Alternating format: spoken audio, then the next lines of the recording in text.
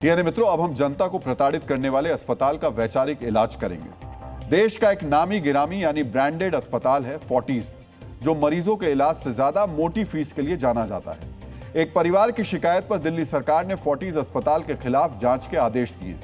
उस परिवार का आरोप है कि पैसे के चक्कर में फोर्टिस अस्पताल ने मरीज का इलाज नहीं किया और उसे मर जाने दिया। यह गंभीर आरोप है और ऐसे आरोप बड़े बड़े प्राइवेट अस्पतालों पर लगना अब आम बात हो गई है। और यह आम बात सिर्फ इसलिए है क्योंकि ऐसे आरोपों पर गंभीरता से कार्रवाई नहीं होती। सवाल है, ये ब्रांडेड अस्पताल मरीजों की जान से कब तक खेलेंगे या फिर ऐसे ही खेलते रहेंगे। अब इस पूरी खबर को समझिए। दिल्ली के शालीमार बाग स्थित फोर्टिस अस्पताल में 4 जून को सुमित नाम का एक युवक आया था। दरअसल सुमित को कुछ लोगों ने चाकू मार दिया, जिसके बाद वो अपने दोस्तों के साथ इलाज कराने के लिए फोर्टिस अस्पताल आया था। सुमित के परिजनों का आरोप है कि अस्पताल ने सुमित का इलाज करने से पहले एडवांस पेमेंट मांगा। एडवांस पेमेंट के तौर पर 30,000 रुपए की रकम मांगी गई। सुमित के साथ आए दोस्तों के पास इतने पैसे नहीं थे, तो उन्होंने सुमित के परिवार को बुलाया। तकरीबन 1 घंटे बाद सुमित का परिवार पहुंचा और तब तक सुमित का इलाज नहीं किया गया। परिवार के मुताबिक इसी वजह से 28 साल के सुमित झा की मौत हो गई। नवंबर के महीने में सुमित की शादी होनी थी, लेकिन बदकिस्मती ने सुमित को उसके परिवार से छीन लिया।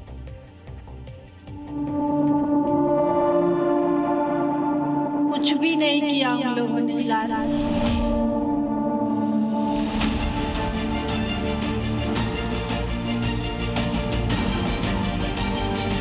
आप अस्पताल तो पहुंच गए थे, उसके बाद इलाज क्यों नहीं हुआ? नहीं किया उन लोगों ने, कुछ भी नहीं किया उन लोगों ने इलाज। अब मेरा वही एक बेटा था जो कमा के हम लोगों के बूढ़े के सहारा भी था। उन लोगों ने ऐसे सीट पे लेटाया, लेकिन कुछ भी नहीं किया उन लोगों ने। फिर भी लास्ट में उन लोगों ने 10,000 रुपया लिया। आपसे कितना पैसा मांगा गया था और कितना आप लोगों ने दे दिया था? 25,000 रुपया हम लोगों ने दिया उसको। बोला जो 25,000 है मेरे पास, जमा कर रहा हूँ, 5,000 कम है। उन लोगों ने नहीं सुनवाई नहीं किया, बिल्कुल कुछ भी नहीं किया उन लोगों ने। उसको जाने के बाद 10,000 रुपया लिया उन्होंने। मतलब डेथ हो गई थी? हाँ, डेथ होने के बाद 10,000 लिया। सुना आपने। सुमित के परिवार का आरोप है कि पहले तो उनके बेटे का समय से इलाज नहीं किया गया और जब वो शव लेने के लिए पहुंचे तो परिवार से 10,000 रुपए ले लिए गए। अपने दर्द को लेकर सुमित का परिवार दिल्ली की सीएम रेखा गुप्ता के पास पहुंचा। परिवार की गुहार सुनने के बाद रेखा गुप्ता ने फोर्टिस अस्पताल की जांच के आदेश दिए। जांच में अब तक क्या सामने आया, ये भी आपको गौर से सुनना और समझना चाहिए। और ये इसलिए सुनना और समझना चाहिए क्योंकि आए दिन देश के छोटे शहर हों, बड़े शहर हों, ये जो अस्पताल 5 स्टार हॉस्पिटल्स खुल गए हैं ना, ये लोगों को किस तरीके से प्रताड़ित कर रहे हैं, उनका शोषण कर रहे हैं। इनके अंदर इमोशंस खत्म हो चुके हैं। वो जो शपथ लेकर आते हैं ना कि हमें लोगों की सेवा करनी है, सेवा नहीं कर रहे हैं, ये सर्विस कर रहे हैं, सर्विस के चार्ज करते हैं और उसका नतीजा होता है लोगों की जान चली जाती है और इन्हें अपना पैसे के बारे में सोचना है। समझिए जो जांच हुई उस पर क्या क्या हुआ है। फोर्टिस हॉस्पिटल शालीमार बाग के बारे में काफ़ी लंबे समय से अलग अलग समय पर कंप्लेंट मिलती रही है कि हॉस्पिटल प्रशासन को जिस तरीके से मुस्तैद होना चाहिए अपने कामों के बारे में, वहाँ पर काफ़ी ढिलाई देखी जाती है। इन्हीं शिकायतों को ध्यान में रखते हुए हमने एक टीम गठित की और उस टीम ने कल काफ़ी पूरा दिन लगभग लगाया, विजिट की। सबके अपने अपने जो गाइडलाइंस के हिसाब से इंस्पेक्शन हुए हैं, उसमें कुछ न कुछ अनियमितताएँ पाई गई हैं। फायर में भी कुछ देखने को मिला है कि फायर में भी कुछ कमियां हैं। इसी तरीके से पीएनडीटी के हिसाब से जो गाइडलाइंस एसओपी वो फॉलो नहीं पाई गई है। कुछ फ्लोर में कंस्ट्रक्शन एक्टिविटीज़ भी चल रही थी, साथ में कुछ मिसयूज भी देखा गया है और उनको ध्यान में रखते हुए हम आगे की कार्रवाई करेंगे। मित्रों, फोर्टिस एक बड़ा हॉस्पिटल ग्रुप है। इस ग्रुप के 30 से ज्यादा अस्पताल और सैकड़ों टेस्टिंग लैब्स हैं। सिर्फ भारत ही नहीं बल्कि श्रीलंका और नेपाल जैसे देशों में फोर्टिस ग्रुप के अस्पताल चलते हैं। इतने बड़े ग्रुप के अस्पताल पर पैसे की वजह से इलाज न करने का आरोप लगना वाकई संगीन है। जांच में अनियमितताओं का दावा सामने आ चुका है। अगर आरोप सिद्ध हुए तो ये न सिर्फ मेडिकल पेशे की नैतिकता बल्कि नियमों का भी उल्लंघन माना जाएगा। सुप्रीम कोर्ट में चले परमानंद कटारा बनाम भारतीय संघ के मुकदमे के अनुसार हर डॉक्टर या अस्पताल, चाहे वो निजी हो या सरकारी, उसका एक कर्तव्य है कि वो आपात स्थिति में बिना किसी औपचारिकता या भुगतान का इंतजार किए तुरंत जीवन रक्षक इलाज दे। और जो हम ये बता रहे हैं ना आपको, इसको थोड़ा नोट करके रखिएगा। वैसे तो ये अस्पताल वाले सुनते नहीं हैं, क्योंकि इनको पता है कि इनके पास ताकत है, पैसा है, रसूख है, लेकिन फिर भी जो हम आपको ये बता रहे हैं, कम से कम ये इनको दिखाइएगा जरूर कि ये आपको करना ही पड़ेगा। कोर्ट का दिशा निर्देश है। इस दिशा निर्देश का सीधा मतलब है, अगर अस्पताल में कोई मरीज इमरजेंसी की स्थिति में आता है तो ना किसी कागजी कार्रवाई की जरूरत है, ना किसी पेमेंट की।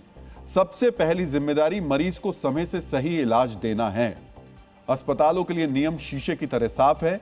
इन्हीं नियमों का उल्लंघन के आरोप लगे हैं। इसी वजह से हमने फोर्टिस अस्पताल के प्रबंधन से बात की, ताकि इस घटना पर फोर्टिस का पक्ष सामने आ सके।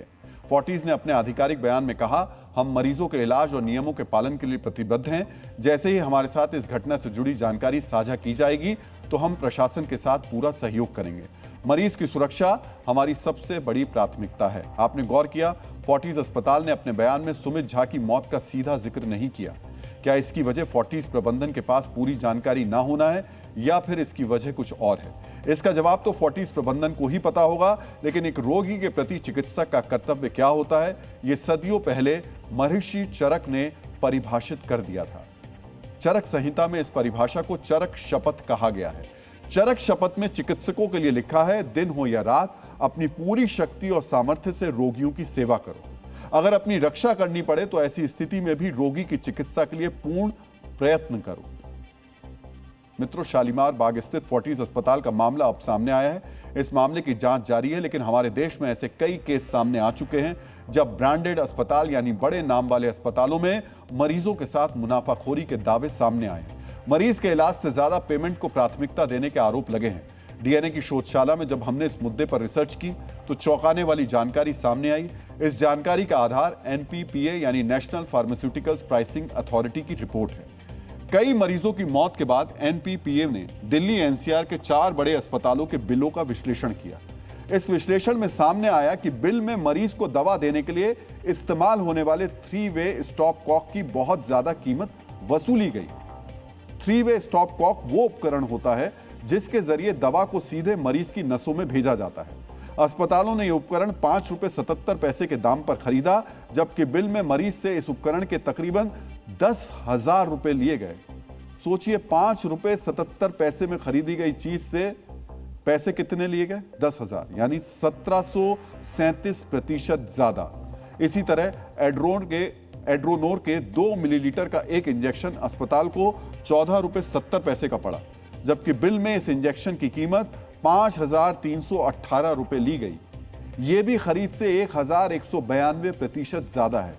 दवाओं के साथ साथ ब्रांडेड यानी प्राइवेट अस्पतालों पर एक और आरोप लगता है। यह आरोप अस्पतालों के बेड से जुड़े हैं। इन आरोपों के मुताबिक अस्पताल में बेड के लिए जो शुल्क लिया जाता है उसकी भी अलग अलग कैटेगरी होती है। अगर कोई मरीज नकद पैसा दे करके भर्ती होता है तो उससे ज्यादा पैसे ले लिए जाते हैं। अगर कोई मरीज अपना मेडिकल इंश्योरेंस यानी टीपीए के आधार पर एडमिशन लेता है तो उसे कुछ कम पैसा देना पड़ता है। अगर मरीज सीजीएचएस या फिर आयुष्मान जैसी सरकारी योजना के तहत भर्ती होता है तो सबसे कम पैसा लिया जाता है, जो आमतौर पर सामान्य शुल्क से 40 से 50% कम होता है। ऐसे आरोप बार बार सामने आने की एक बड़ी वजह सिस्टम की लापरवाही भी है। वर्ष 2012 के क्लिनिकल एस्टेब्लिशमेंट रूल में साफ साफ कहा गया है कि अस्पतालों के लिए मानक दर तय होनी चाहिए और यह जानकारी स्थानीय भाषा में प्रमुखता से प्रदर्शित होनी चाहिए। आज 14 साल बीत गए हैं। भारत के सिर्फ 11 राज्यों और 7 केंद्र शासित प्रदेशों ने इस नियम पर अमल किया है। सिस्टम कब अपनी जिम्मेदारी पूरी करेगा, इसका जवाब हमारे पास नहीं है। लेकिन अगर आपको अस्पतालों में इलाज को लेकर कोई शिकायत है तो उसके निस्तारण की प्रक्रिया हम आपको जरूर बताएंगे, ताकि आपकी शिकायत पर उचित कार्रवाई हो सके। और इसको जरा आप नोट कर लीजिए, अगर आपके पास डायरी है, पेन है तो लेकर के बैठिए, क्योंकि आए दिन ये समस्या देश में लोगों को झेलनी पड़ती है। इस वक्त भी हमारे कई डीएनए मित्र होंगे जो इस समस्या का सामना कर रहे होंगे। आप राष्ट्रीय उपभोक्ता हेल्पलाइन 1915 पर अपनी शिकायत दर्ज करा सकते हैं।